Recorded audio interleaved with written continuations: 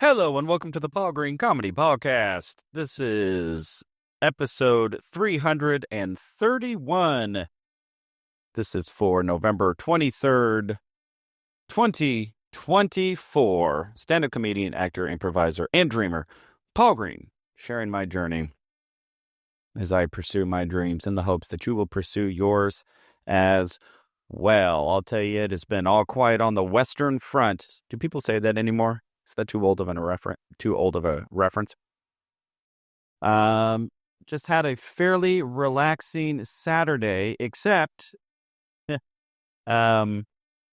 the afternoon, I had the very rare opportunity to dress up as Superman for the Fairy Tales Adventure Company and go be a character actor for a kids' party up in Scottsdale.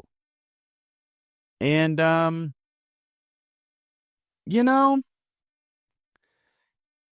don't like to be a negative person, everybody. I don't like to be critical, but I'm going to be both. It wasn't great.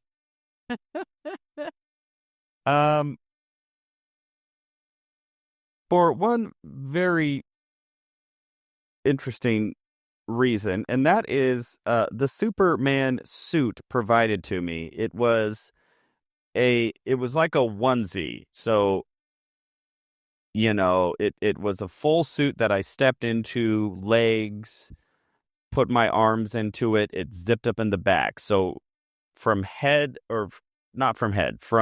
toe to the neck. So it went over the shoulders was this suit. And then it had a, cape that snapped in on the back.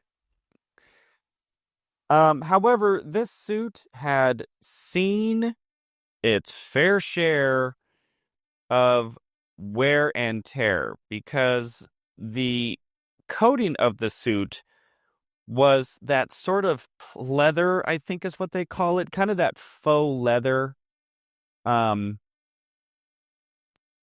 that, you'll see like on office chairs a lot.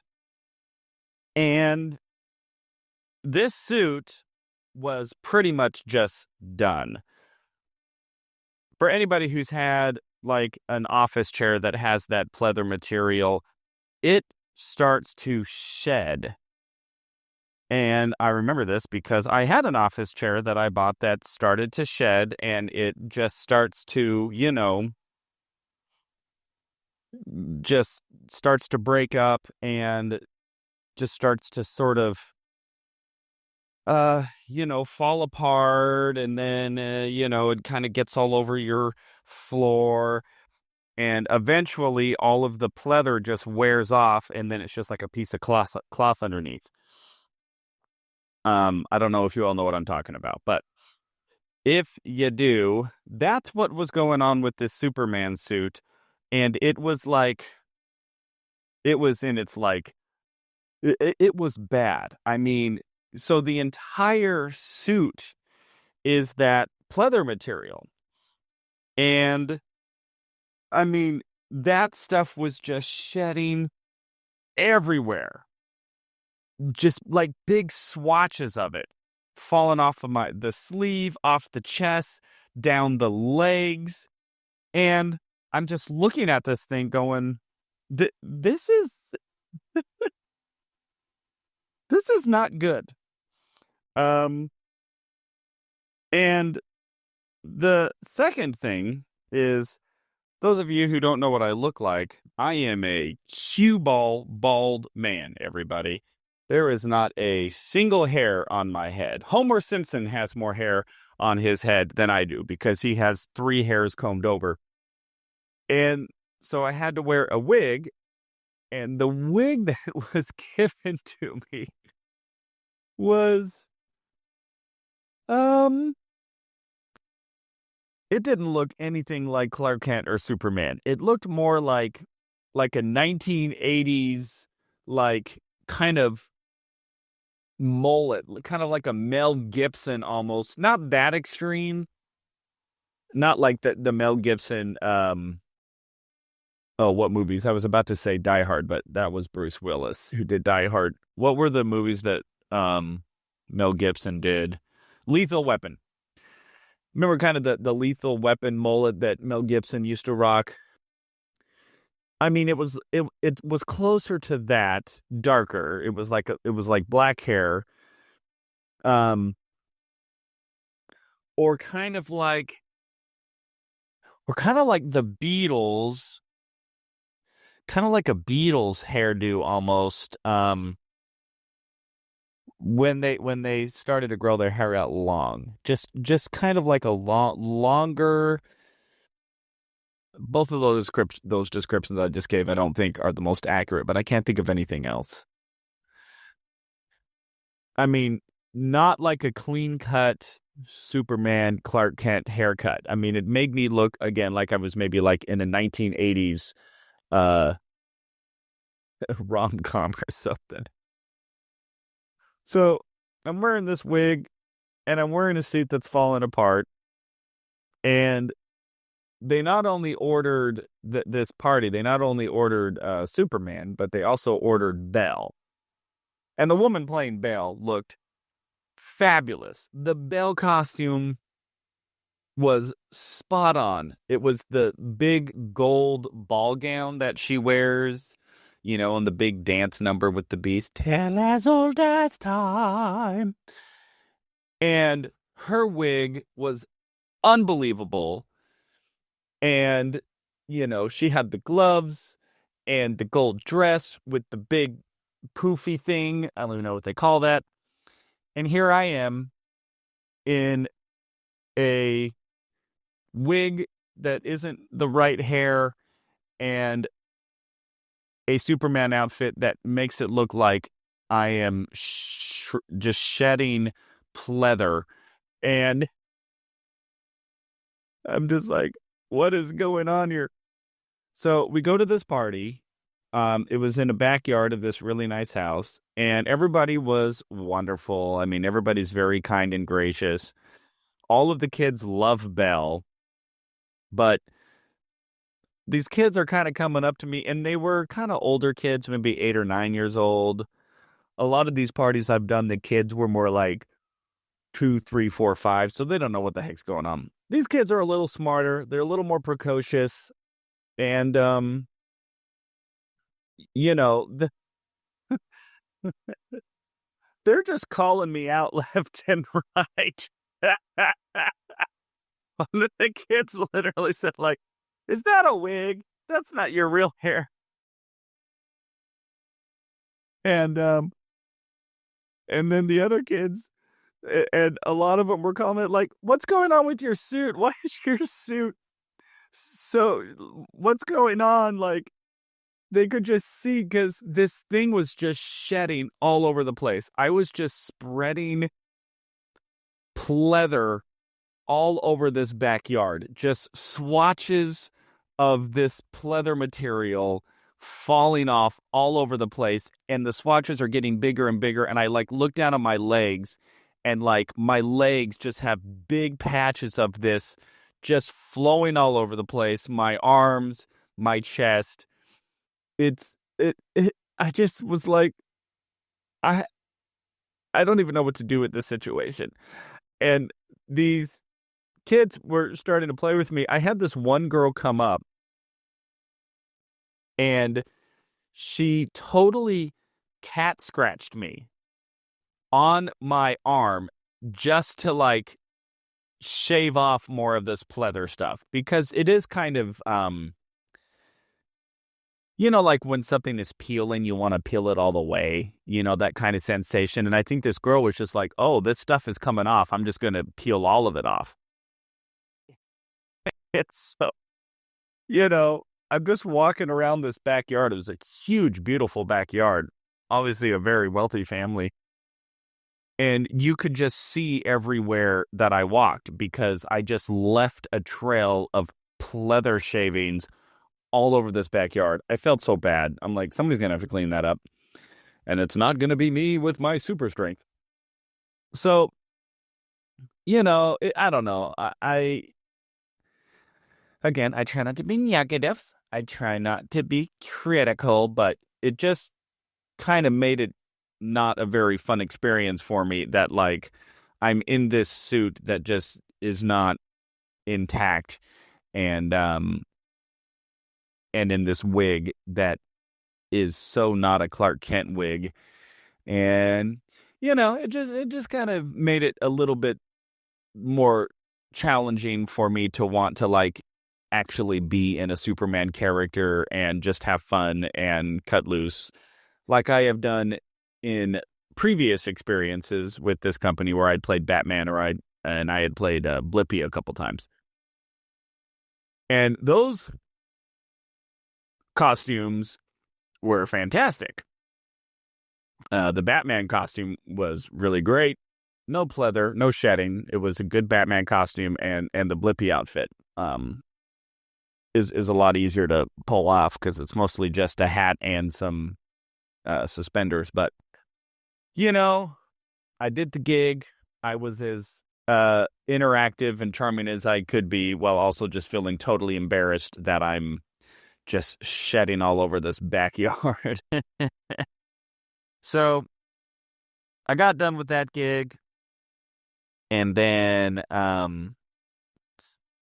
did some writing. I'm trying to get back into some writing habits here.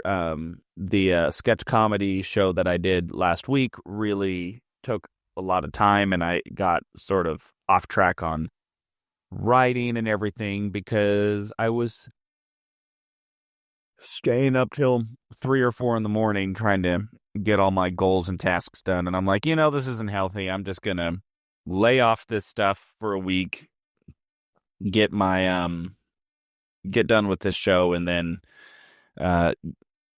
get back to writing. And, I haven't really been writing a lot of material. A lot of my writing has been more geared towards journaling right now and really trying to just process where I'm at in my life, process my emotions and my hopes, my dreams, my desires, and all of that. And just starting to, not starting, but just trying to put down on paper what it is that I'm really up to and what it is that I'm looking to create, and just trying to get a lot of those thoughts on paper. And a lot of that has to do with the book that I've been listening to and talking about on this podcast called Mind Magic by Dr. James Doty. I always forget these authors' names. That's so bad. I know I'm supposed to give credit where credit is due. But really have been enjoying his book. And tonight, after doing some writing, I went to go see Gladiator 2, which was a pretty good movie, but I got back home and the chapter tonight is another meditation and sort of an exercise. So this book is like part explanation about, okay, I need to say it correctly now, neuroscience. My girlfriend pointed out that I've been saying neuroscience and not neuroscience. So the book does a lot of neuroscience, and then it sort of intersperses these activity chapters where it'll talk through a meditation and a journaling exercise. And tonight's meditation exercise was very interesting. And the exercise was looking for synchronicities in your life. That's not the exact chapter of it, but that's the idea. This whole idea of synchronicities. And that's an interesting term. It's a term that I've heard a lot maybe over the last 10 or 15 years of my life as I've started to dive more into the self-help industry, The Secret, manifestations, all of that fun stuff. And synchronicities are very interesting. It's an interesting idea that when someone is out there pursuing their dreams and is seeking a certain experience in their life, or a certain level of success or a relationship or whatever it may be, that there will be these seemingly random yet, well, that's not the right way. That's not the right way to say this. That certain events will happen that make it seem just a little bit beyond coincidental, is the best way I could describe it. Just like, wow, this happened, then that happened, then this happened, then that happened, and there's no way I could have lined up all of those events to happen in the time that they occurred, in the time frame that they occurred, and in the manner that they occurred, and, how this seemingly insignificant event over here actually ended up being a very significant event over there, right? And so part of this meditation was to journal and write out where these synchronicities have occurred in your life. And that was really good for me because I needed a reminder that there have been some pretty remarkable synchronicities in my life that whenever I get discouraged or start to worry that, my dreams aren't coming true or it's not going to happen for me, what I want happens to other people but not to me, then I have to reflect and go, well, that was some pretty remarkable synchronicities if those weren't somehow divinely orchestrated to some degree or another. And and that's about as best as I can do with it, is just going, yeah, I have seen some very seemingly insignificant and random events actually end up aligning to produce pretty remarkable experiences and results. I've talked about a lot of these, but I'll just recap in case this is maybe your first time tuning in. So I'm still reminded of back in, let's see, this would have been at the end of 2013, I asked out a woman who attended church with me, who had just gotten back from graduating college, or maybe she was just visiting on winter break or something from college, and I always had a crush on her. And I asked her out, and I wanted to take her to something that would not be offensive because she's a religious person.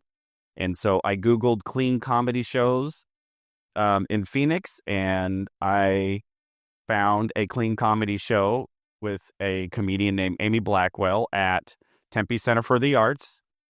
And so I brought her to Tempe Center for the Arts for the comedy show. And on the table, there was a piece of paper that you could put your email address down to get on the email list of this comedy series. So I put my name down, didn't think anything of it. And then about 3 months later after that, I ended up taking a hiatus from the improv troupe that I had been performing with. And about a week after I had taken that hiatus, I got an email from the Tempe Center for the Arts that there was a free stand-up comedy class that I could audit. And that email came because I put my email down, 4 months prior or whatever. And the only reason I was there in the first place is because I'd asked this woman out.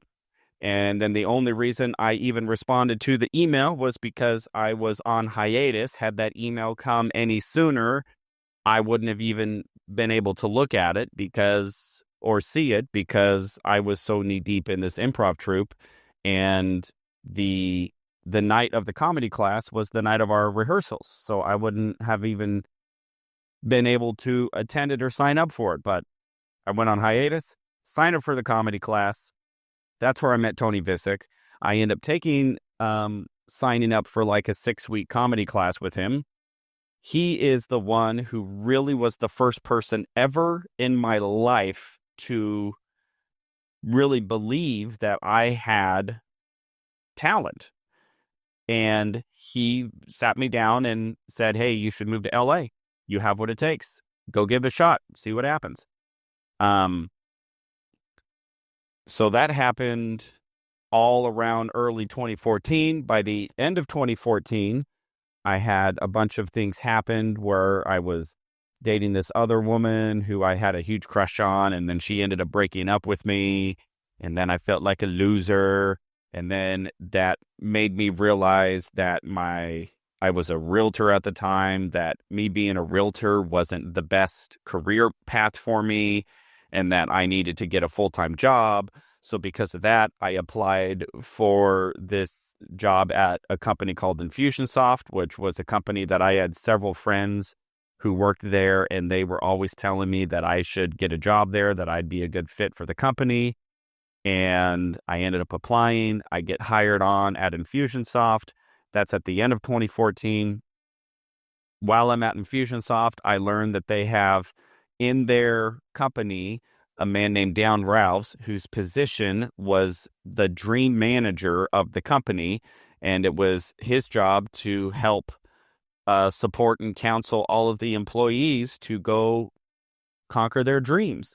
So I started having meetings with him, and then he said, "Well, what's your dream?" And that's first time ever in my life I said, "Well, I really want to be on a sitcom." And then he said, "Well, what do you need to do to make that happen?" And I said, "Well, I probably got to move to LA." So then all of these things started to line up to where I was able to work remotely for that same company. They supported me to move to LA.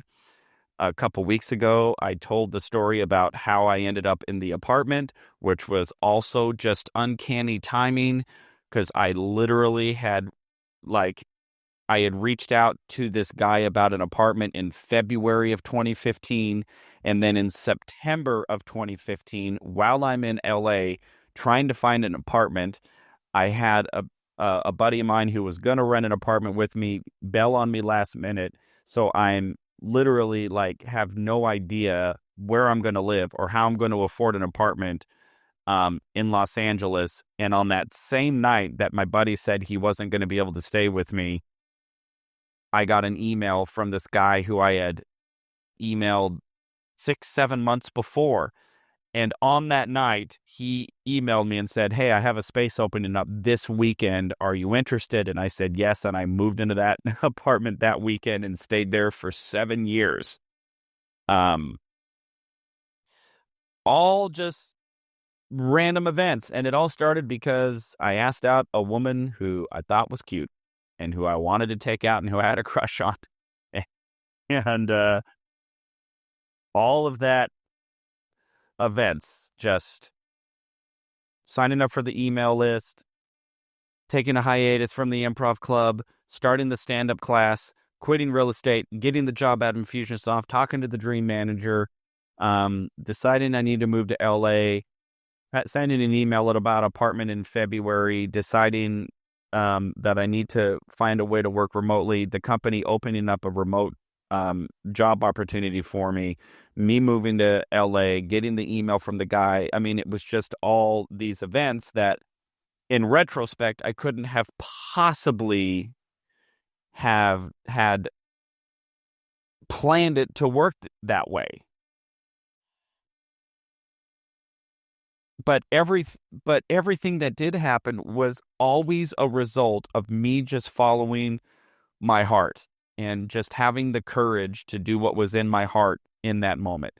Going up and asking Caitlin if she wants to go out, even though I didn't think she was that interested in me, and it turned out that was true, but she at least was willing to go on a date with me. And so I had the courage just to ask her out, and then just being willing to put my email address down, and then being willing to take that hiatus from an improv troupe because I didn't feel I was in alignment with them anymore, and I wanted to, and I felt like I needed to take a break. And that took a lot of courage because I loved performing at that troupe, and it was a significant part of my identity, and I didn't know who I would be without that improv troupe. But I took that hiatus, and then within a week or so, I get that email for the stand-up comedy class. I was terrified of stand-up. I didn't really, stand-up was never really what I thought I wanted to do, but I had a break in my schedule, and so something resonated about taking that stand-up comedy class, and I was like, well, I might as well give this a try. That took courage, but it was in my heart, and I did it. And then it was through that stand-up class that I had my stand-up comedy teacher start encouraging me to move to LA, and then quitting real estate also took a lot of courage, took a lot of guts to let go of this career. I'd been doing it for 10 years. I didn't know what was on the other side of that, but I knew it wasn't the right fit for me. Going into Infusionsoft and applying and trying and starting a new job took a lot of courage. I didn't know how I would fit in a corporate scenario. I'd never worked for a big company before. I'd never had like a full-time salary job in my entire adult life. And I was worried about that I was going to give up all this freedom and autonomy that I had as a real estate agent. But I got that job, and it ended up being just a huge blessing. And then having the courage to go talk to a dream manager and just say, this is my dream. This is what I want to do. And then all of the things that started to fall in alignment for me to move to LA, and even moving to LA was a huge step for me. I was so terrified because I'm like, this is so dumb. You know, every wannabe actor and comedian moves to LA, to try to get that big Hollywood dream, and almost nobody makes it. Who do I think I am? And I'm going to be giving up and sacrificing so much here in Arizona, where I was from. And, I had all my friends here and all my family here, and it was going to make it more difficult for me to sort of climb the corporate ladder at the company I was working for and all of that. But it was in my heart, and I knew that that's what I wanted to do. And I went and did it. And it, ended up just being, just such a great experience. And yes, I had so many setbacks and discouragements as well, but overall I wouldn't change that for the world. And so synchronicities, I've just learned more and more that when I'm really truly following my heart with courage and being willing to take steps and step outside of my comfort zone and just follow what my gut is telling me what I need to do. I've just seen these incredible, miraculous synchronicities surface seemingly out of chaos into incredible experiences and incredible opportunities. So it was really good for me tonight to go into that meditation and just to reflect on those synchronicities, because even now I still have big dreams and big goals and big things that I want to happen. And it's so easy to lose sight of those things that have happened in the past, and to be discouraged and to get cynical or to doubt or to be discouraged. And I just have to remind myself, hey, I've seen some very miraculous series of events in my life, and now I just get to, it's almost like project what it will be like seeing it in hindsight 5 years from now. Like, what will I be able to talk about 5 years from now of all of the synchronicities that have happened from this point on? But that's just, you can't see how it's going to happen. That's just where the element of faith comes in, and got to trust that when you're in your heart and doing what you know to be right for you, that these things will happen, and to have the courage to do them. All right, everybody, that was a long ramble for this episode of the Paul Green Comedy Podcast, but I hope you're all doing well. I hope your dreams are coming true. You're finding the synchronicities and the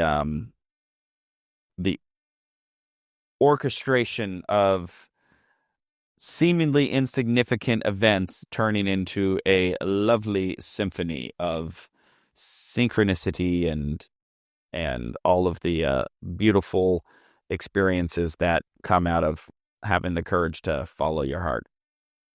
All right, everybody. That's all for today for the Paul Green Comedy Podcast, November 23rd, 2024, episode 331. I love you all so much, and I will talk to you tomorrow.